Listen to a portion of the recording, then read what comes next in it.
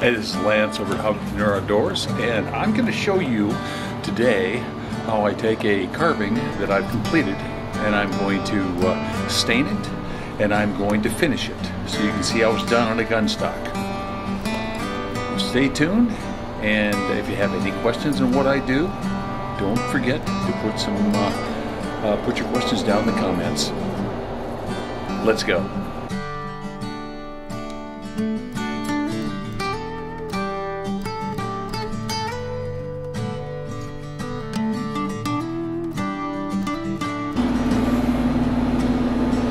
Okay, now it's dried, and what I did after it was dried is I took a piece of Scotch-Brite and I went over the top of it just to lighten up the high spots. It just gives it a little bit more depth. Now I'm going to be taking Tru-Oil. This is a gun stock refinish, and you can get it in any place.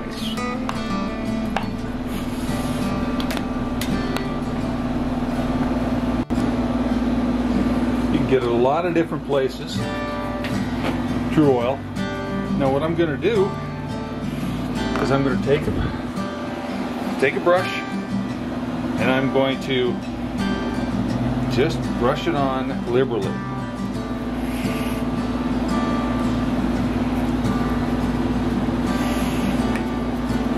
Getting it in to all the nooks and crannies, and I'm going to wipe off most of the excess when we do this. Getting all the excess, getting it everywhere.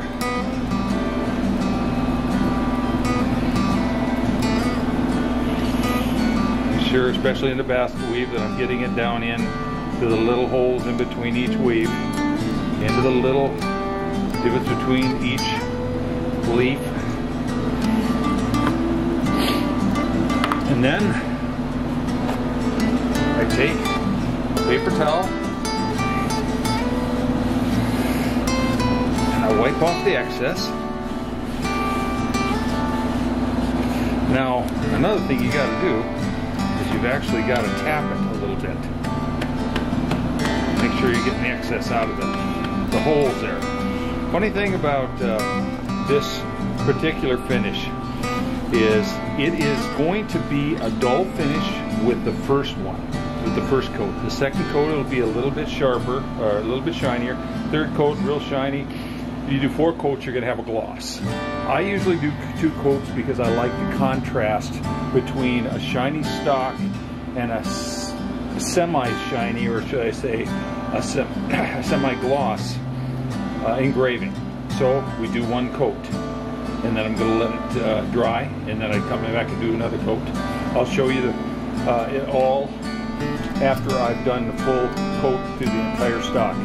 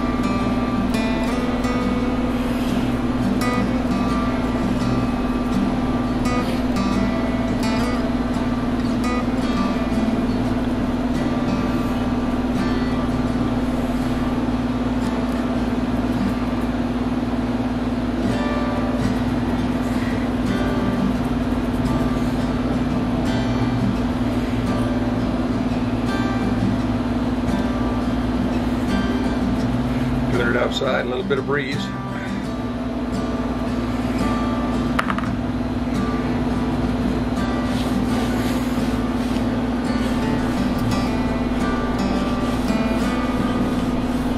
You'll notice on this, I'm taking a little stain off with this finish. It just tends to take a little bit off, so it's going to give you a little more depth. Don't worry if you got a little piece of paper in there, and I'll just kind of tap it like this to get the stuff to come out a little bit from the holes.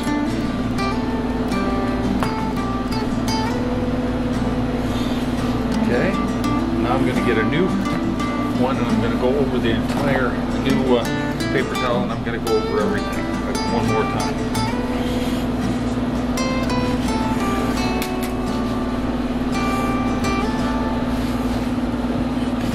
Okay, now I have the first coat of it. The first coat is ready. Oops. Whacked the camera there. Didn't mean to. But that's where we're at right now. Now we just let it sit. Check it in about an hour. I've got it outside. It's about 105 degrees out here, so it should cure a lot quicker than it would inside, so that's the reason I'm doing it outside. Well, now I'm going to do my second coat.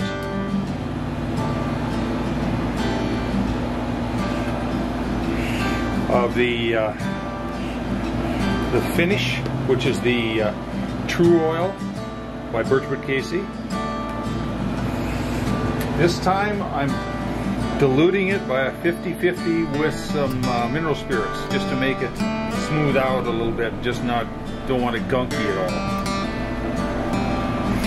Especially in all the fine little lines that I put in a lot of the wood here. I don't want that to get filled up with finish. So I'm going to do that on both sides here. Then I'm going to wipe it out. And then, once again, I'll do the front engraving.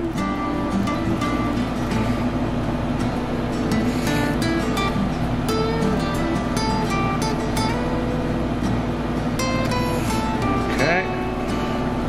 So now I put it all through, everything, including where I've signed my work. If you're going to be doing any type of engraving for somebody or for yourself, make sure you sign your work. It's artwork. Sign your work, date it. It'll be years from now, somebody will see that, and your name's going to go with it. So, with all the work you put into it, make sure you're doing that. Wipe it, but at the same time pat it a little bit. You don't need to try to get everything. See, you're just leaving a little bit each time. I'm going to do only two coats like this on this, and I'll just let it dry completely then. So I'll do the other part, and then I'll show you. Okay, so now I'm going to show you what I've done. Okay, for starters,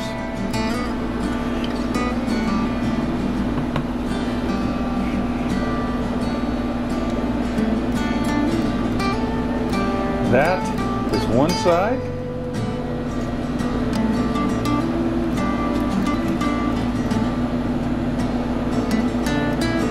And that's the other side.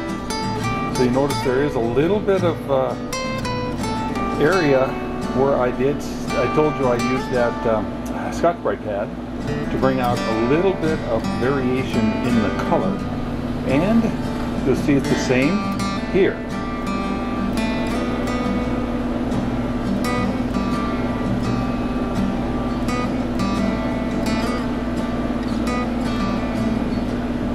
And I'll show you it put together with the action next.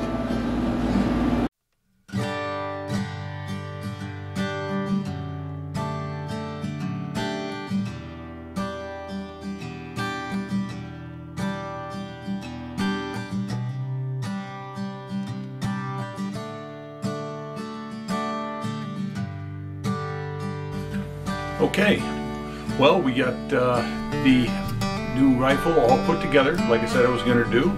Unfortunately, when I was doing the recording, for some reason in the hot weather, the camera decided it was not going to record when I initially put the stain on. So you saw a couple of pictures of it before the stain, a couple of photographs I added in there. But what I used was initially Minwax. the stain. There's two different ones I use. There's one called dark walnut, one called special walnut. Special walnut is a little bit lighter color depending on how I want it to be. If I don't want it to be really, really dark. And of course the gunstock coat I use is called True Oil. True Oil by Birchwood Casey. Both have a lot of experience with them. Probably been using both of them for over 10 years, and they work fantastic. I will put some links down below as far as those if you wanted to pick some up for your own work. It's great. You can the best way I found a lot of times as you use a big bottle of that Minwax, it tends to thicken up a bit, but it's real simple to take some mineral spirits and just dilute it 50-50 and put it on that way, and it's fantastic. Now let's take a look at the rifle. Okay, this is a Ruger 10/22.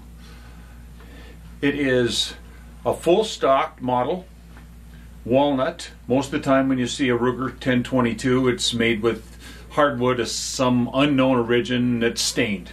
It's a white hardwood that they stain. This is actual walnut.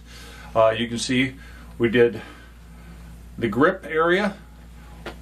We did it with a basket weave with some sticks and oak leaves and acorns, and did the same here all the way around.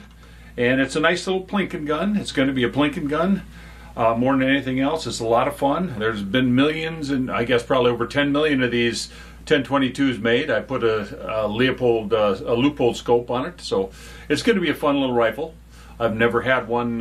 This is one I got for myself because I've never had what they call a Mannlicher style stock, or an international type stock. But it's going to be a beautiful gun.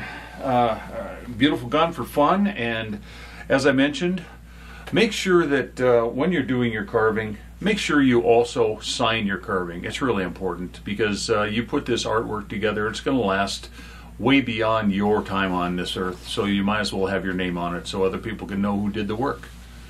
But thank you very much for tuning in and taking a look at this, and I hope it helped you a little bit. This is Lance at Hobby Manure Outdoors, and you have a great day.